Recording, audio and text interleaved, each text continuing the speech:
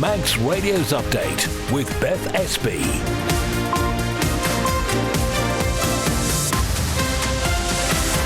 Well, first of all, good evening. Welcome to the programme here on Manx Radio. In the next half hour, we'll go through some of the day's main news. Coming up before 5:30, we have been hearing a lot this week about bed capacity at Nobles Hospital, but what about the pressure on its emergency department? We'll take a closer look at that this evening. Also tonight, the MHK behind that horse trams motion, which was in Tynwald this week, reflects on what its success could mean going forward.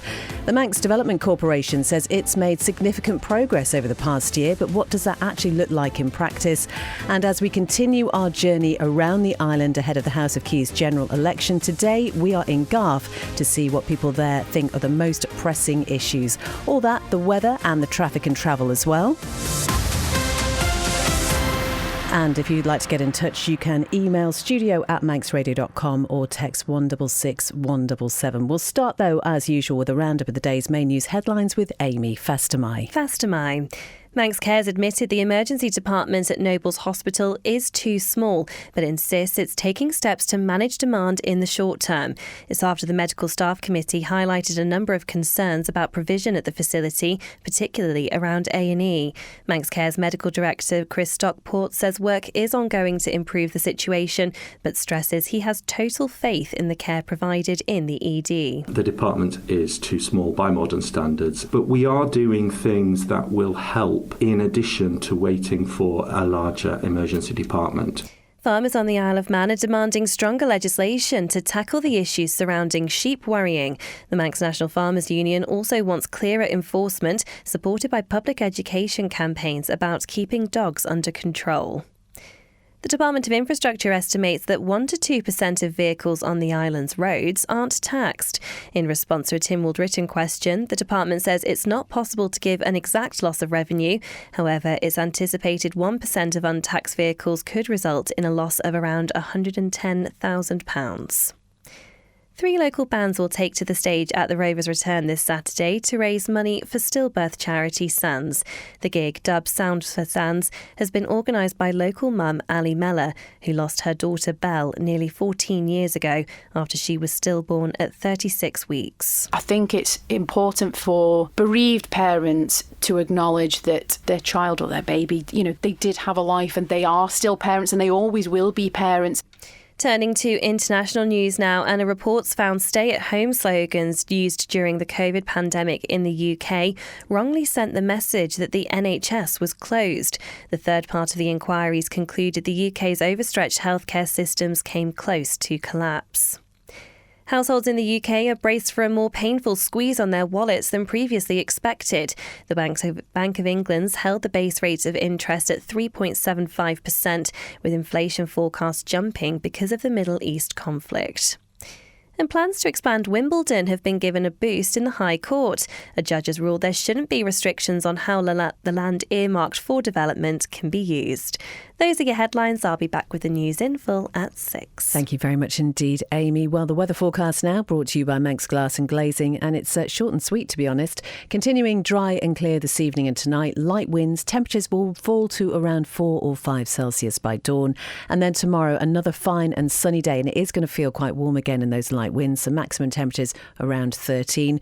Just looking ahead to the weekend, fine and settled again on Saturday. It is going to turn cloudy later on Sunday with stronger winds and a little rain possible by evening, but let's not worry about that. Manx Glass and Glazing are proud to be celebrating 40 years serving the Isle of Man's glazing needs. Visit the showroom on the Snugborough Trading Estate. It's just gone 4 minutes past 5 here on Update. And as I said in the introduction, we have been talking a lot about Nobles Hospital this week. It has been the hot topic of conversation. This is because the Medical Staff Committee highlighted a number of concerns about provision at the facility, in their opinion, especially around the number of available beds and also about Nobles Emergency Department. Now, the MSC is made up of 75 senior doctors and consultants and says physicians are expecting profound moral injury and deep psychological distress because of the gaps between the care they'd like to give and what they are operationally able to do. So how safe is ED, and can we be confident using that facility? Well, Manx Care's Medical Director Chris Stockport has been talking to Amy. The department is too small. By modern standards, it's considerably too small. And so on a normal day, that makes it difficult. On a day when flow is also difficult, then that makes it especially difficult for them. But we are doing things that will help in addition to waiting for a larger emergency department. We've made a much bigger investment into our acute medical unit in the last year. We used to have 2 doctors. We've now got 5 consultant doctors in our acute medical unit, and that allows them to draw patients from ED faster where they can be managed in an acute medical unit environment. We're just about to open a clinical decision unit. That's a well-tested way to deal with congestion in an ED department in other places, and the evidence there shows that for those people that just need to stay for a short period of time until the impact of, for example, antibiotics or whilst waiting blood tests to come back, they can go to a clinical decision unit to be managed safely there and then, if necessary, transferred. So we've implemented both of those initiatives to take the pressure off our ED department, but it will be great when we have a larger ED department because that does allow staff to do what they are trained to do more quickly and more comfortably for everybody, especially patients. That's Manx Care's Medical Director Chris Stockport. You can find all the details about this story on the Manx Radio website. Well, something else that is very much in the focus is the global gas prices, and the chair of the Manx Utilities Authority says the organisation's forward buying strategy has significantly limited the island's exposure to the recent volatility. So speaking in Tynwald this week, John Wannenberg said that at the time of the strikes on Iran by the USA and Israel, Manx Utilities held a very strong forward-looking gas position, and as of the end of February, the authority was 91% hedged for the remainder of the current financial year. And hedging is a term that refers to a strategy where energy is purchased in advance and prices are locked in essentially to protect against market fluctuations. Mr. Wannenberg said the escalation in the Middle East caused a sharp rise in forward gas prices, costs increasing from 77 pence per therm to 120 pence per therm on the 2nd of March, and later reaching highs of 170 pence. However, he said he believed the authority's high level of hedging had significantly reduced its exposure to those increases. And at current prices, he said Manx Utilities estimated its additional costs have been limited to less than £50,000 until the next financial year. 7.5 minutes past 5, and the future of the Douglas Bay Horse Tram again was back in the spotlight in Tynwald, with members unanimously backing a move to bring forward detailed plans to restore the full length of the line. But while that vote was unanimous, the debate around the tramway itself is still far from settled. It was Douglas South MHK Sarah Maltby who tabled that motion, instructing the government to bring forward comprehensive plans for its reinstatement. And here she is talking to political correspondent Phil Gaughan. Despite what many people might think, this administration actually hasn't discussed the horse trams, and we have been waiting for this business case and waiting for the capital funding request. So this isn't something that we have actually had a say in. So it kick-started that, and I think it was a really positive outcome, unanimously supported today. And that's quite surprising to me to learn that this iteration of Tynwald, since the last Keys election, this hasn't been discussed. Yeah, it does surprise me too, but I suppose there has been a huge amount of things that we have had to deal with and to get through. You know, it's not been an easy administration. I think we have been told it was coming. It just hasn't ever got to the bit, and Mr. Gard made a video. It sparked within me a passion to say, right, this has gone on long enough now. You really have had as many opportunities as we possibly could afford. We need to bring this into the public domain, because at the moment the public don't think that we care about this, and actually there's members in that court who really care about the heritage on the Isle of Man. There was some recognition perhaps in the debate that this is not a hard and fast business proposition. You know, the business case isn't about the money. This is a heritage case. Is that fair?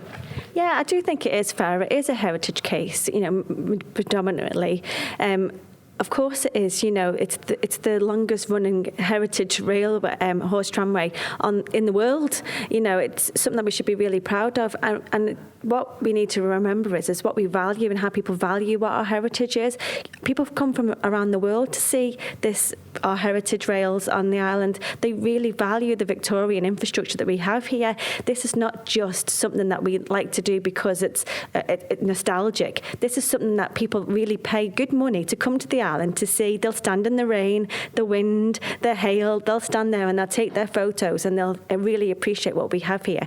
And I don't think sometimes that's always fully recognised as being a valuable asset to have. That is Douglas South, MHK, Sarah Maltby. We don't get wind and rain and hail here, do we? You can find much more again on that story on the Manx Radio website. It's just gone 5:10. Well, the Manx Development Corporation says it's made significant progress over the past year, completing its first development and advancing a number of regeneration projects.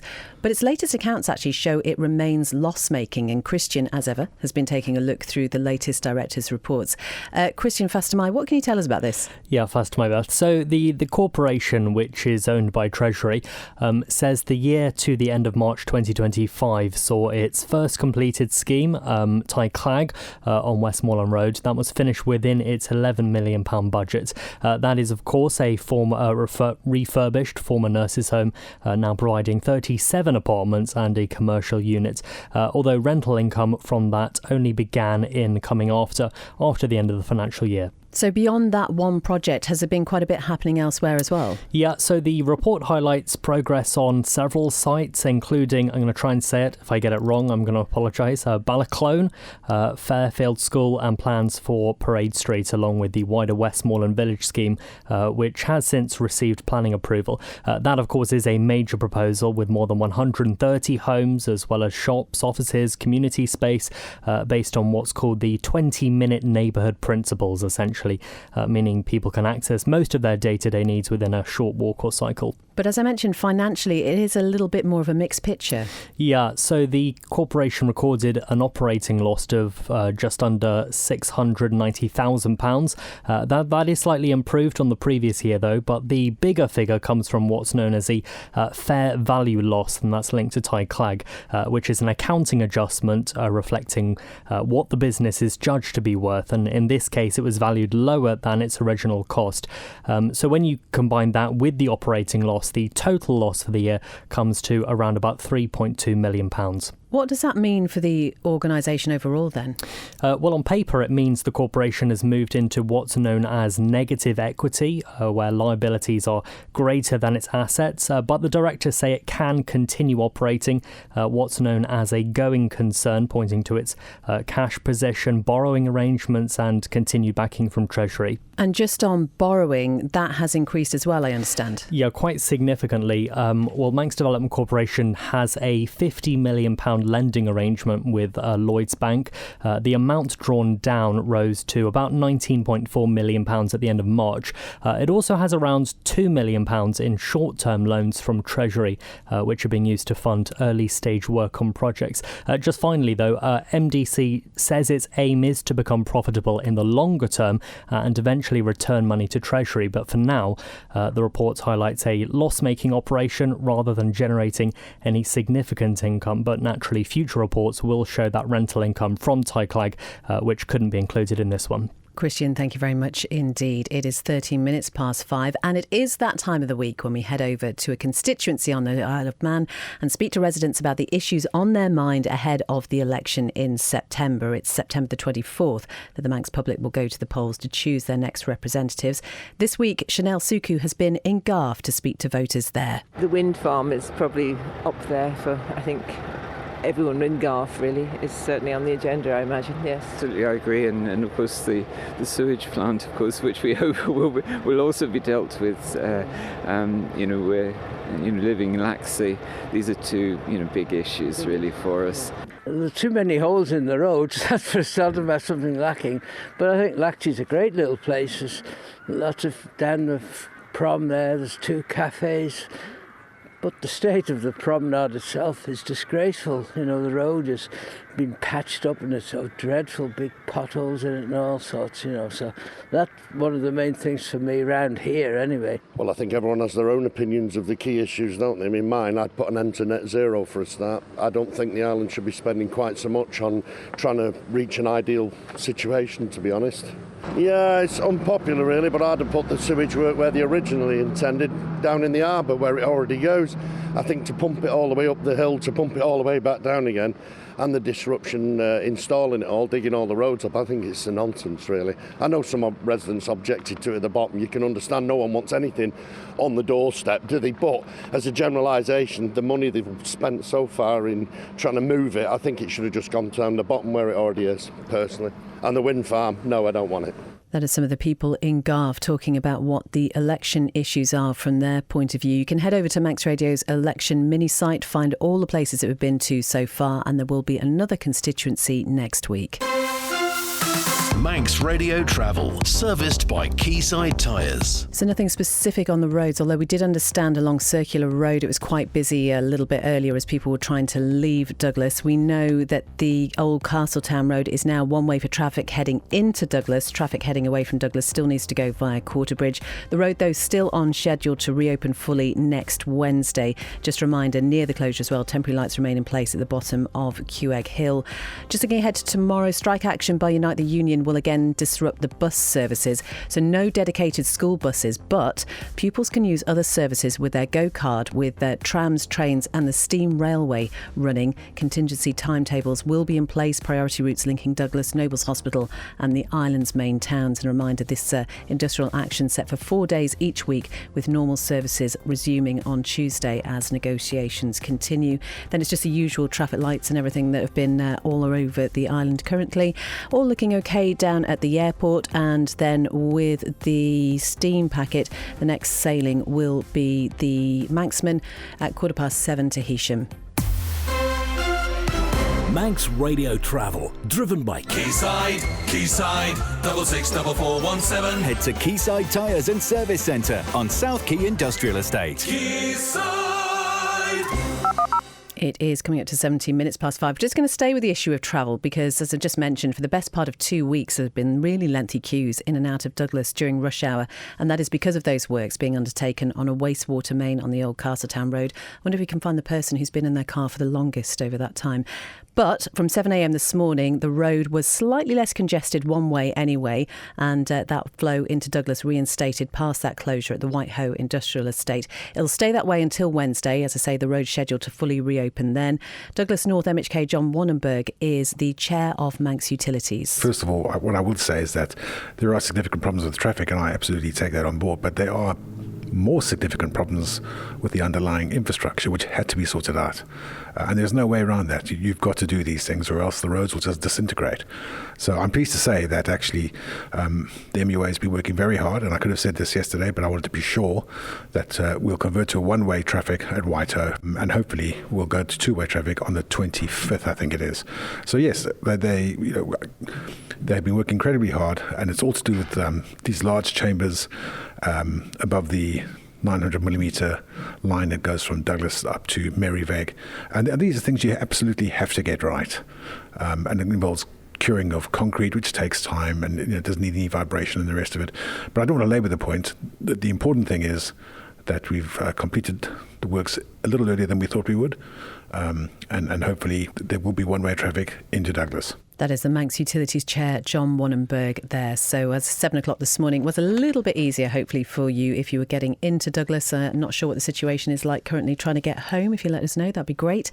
Now, Manx Radio has reported a financial loss of £20,392 for the year ending the 31st of March 2025, as outlined in its latest annual report. Siobhan has been taking a look at the document. The public service broadcaster received a government subvention from the Isle of Man Treasury of £1,184,024 for the year, equating to 50% of its income. The remaining 50% is financed via commercial advertising revenues. Its turnover for the financial year stood at £1,181,182, down by 7% compared to 2023-24. Operating expenses of £2,420,771 were £154 below the previous year. On the financial loss, in his opening statement, Managing Director Christopher Sully said, "Under all the circumstances, the resultant loss of £20,392 was, I believe, a creditable achievement given the continued market uncertainty,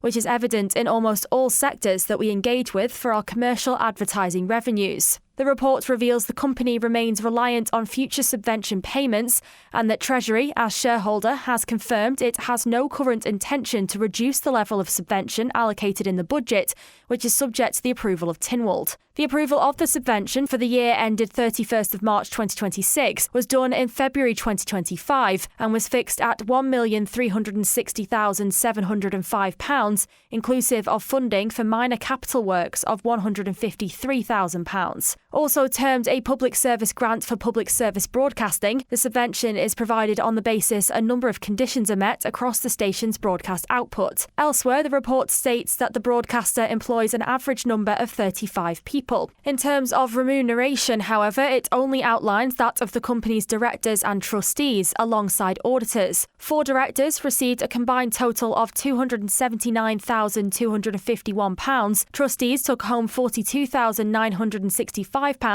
and auditors £13,697.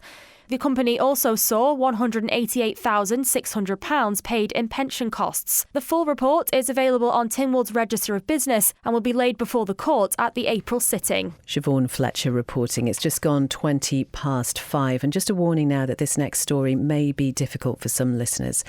A mum on the island has organised a gig with a difference this weekend as local bands take to the stage to raise money for a cause close to her heart. Known to many here as a competitive skateboarder and from her work with Galskate, Ali Mellor lost her daughter Belle nearly 14 years ago when she was stillborn at 36 weeks. Siobhan sat down with Ali to find out more about this gig at the weekend and why the charity Sands means so much to her. It's still not a very open discussion about baby death and stillbirth and neonatal death as well, and it's still treated as a bit of a dirty secret and a bit of a taboo subject. And I think it's important for bereaved parents to acknowledge that their child or their baby, they did have a life and they are still parents and they always will be parents. And that's what the work of Sands does, is it highlights just how important it is for parents who are left behind and how they move forward with their life, and the support that they receive through the charity is absolutely invaluable. And the help that I received nearly 14 years ago, then it was very, very different. It was very much kind of kept quiet and you didn't talk about these things, whereas now there's a lot more support for parents and there's some great other charities that are doing stuff as well. But this is just for me to highlight that just this charity did such a huge amount for me at the time, that this is kind of a thank you, and also to celebrate and commemorate Belle as well. So hopefully it's raising awareness that, actually this does happen, and it does unfortunately happen quite often.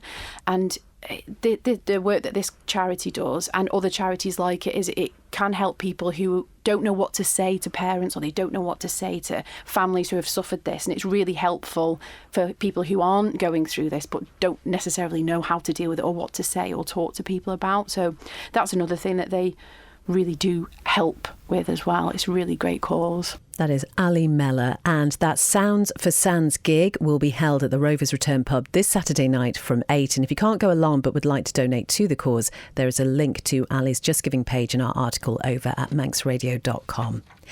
Now, following another successful title fight, undefeated Manx pro boxer Sam Rennie says he's now targeting international glory going forward. The island-born fighter won the vacant ANBF Australasian Super Featherweight title, easy for him to say, in Australia last weekend. That's the second belt he's won in less than a year.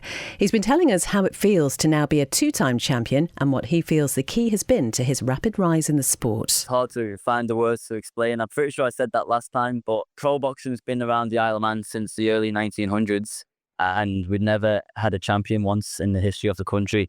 And then I come along and I do it twice in the space of 9 months. So it comes across quite rash when you say it like that, but it's not coming across cocky. I'm just proud of myself, and I hope I've done the island proud. That's 2 title belts in the space of less than a year. What's been the key to having these 2 successes in such a short space of time? I'm just trying to climb the ranks. I'm just, hungry for success, and, I've got good people around me. I've got a good team around me. I'm fighting good opponents with winning records, lads that are ranked higher than me. I'm just chasing all this glory. I want to see how far I can go in the sport. It started off just be a pro champion, and now as a 2-time pro champion, and I'm the king of Australia and Asia. Hopefully one day the world. Hopefully I can become world champion. I know I've got a long way to go, but I'm just keep on climbing. A lot of people, like you say, they'll fight once and then they'll settle off and taper off, and then they'll fight again, and they'll fight a few journeymen or whatever it takes. But me, I'm just thinking, balls to the wall and see how far I can take it. Whether it's the short or long term, I know it's only just been a couple of days since your last fought, but in terms of plans going forward, have you got anything specific or I suppose more general in mind over the next few months? I've got a few things I'm in talks with, a few international fights. Can't say too much or get in trouble, but I was straight onto the phone to my manager the next day, and we're looking at some international fights now. I feel like I've done what I can on the domestic scene. I would love a homecoming show again. I've said it almost every time, but I'd love to fight in the Isle of Man and get a show on over there, or at least across the pond in Liverpool or something close to the Isle of Man. So we're trying to get something like that sorted, but we're definitely looking at an international fight in the near future. Well, that would be brilliant to see him over here. That is fighter Sam Rennie there, who is talking to Rob, who is here now with the sport, which is brought to you on Update by The Print Shed. Fast am I. First off tonight, the dates and venues for the 2027 Commonwealth Youth Games in Malta have been unveiled. Commonwealth Sport has confirmed the event will take place from Friday, the 29th of October to Thursday, the 4th of November next year across the islands of Malta and Gozo. The games will include 8 sports and are expected to welcome around 1,200 athletes aged between 14 and 18 from 74 nations, including the Isle of Man. The previous Commonwealth Youth Games took place in 2023 in Trinidad and Tobago, where the Isle of Man secured 2 bronze medals, both in cycling, and the Isle of Man has hosted the Games once previously in 2011. Well, the Malta Games will begin with the opening ceremony on Friday the 29th of October, followed by a 6-day sport programme from Saturday the 30th of October to Thursday the 4th of November. In athletics, organisers of the Isle of Man Easter Festival of Running say there's been a record demand to take part in this year's event. Ahead of the 3-day series from Friday the 3rd of April to Sunday the 5th of April, 772 pre-entries have already been confirmed, with 468 of those committed to the full festival. Along with a large field of local competitors expected to take part, the majority of participants signed up are based off-island, with international representation expected from the UK, Ireland, France and Germany. Pre-entries are now closed, however there will be a limited number of places available on each race day. Day 1 on Friday the 3rd of April will feature the Port Erin 10K, which will take place between 4:45pm and 6:15pm, followed by the Peel Hill race starting at 1:30pm the next day. The final race on Sunday the 5th of April will be the Douglas 5K, getting underway at 9:30am. And in cycling, the Castletown Crit Race is set to return later this year. The event, organised by the Manx Viking Wheelers Club, has been confirmed to be taking place on Sunday the 19th of July in and around the ancient capital of Man. Last year saw the meeting making a comeback after a long hiatus and featured a mix of both competitive racing and family-friendly events aiming to cater to all ages and abilities. And during the 2025 edition, it was Sophie Smith who went on to win the main women's race, whilst Adam Kelly was declared men's race winner after that race in particular was cut short due to poor weather. Entries are now open for both the junior and senior categories for this summer's occasion. You tempted to enter, Rob? I need a bike first. Okay. That'd be quite a good start to have. It looks like a fantastic event, though. They were obviously held up a bit by weather last time, but great to see that round the streets of Castletown. Oh, just brilliant. Absolutely. Such a picturesque setting. So, yeah, fingers crossed for the weather. I mean, if it's like it is today, we'll be all right, won't we? We'd love that for the rest of the year, wouldn't we? Oh, yes, please. Rob, thank you very much indeed. That is all from Update tonight. Coming up next, it's Shaclair with Fiona McCardle. Chris Kinley will be here at 6 with Greatest Hits. At 9, a little light music with Morris Powell. And at 10, Rianne Evans will be here with After Hours. Get out there, enjoy some of that evening sunshine. Update will be back with you at 5pm tomorrow.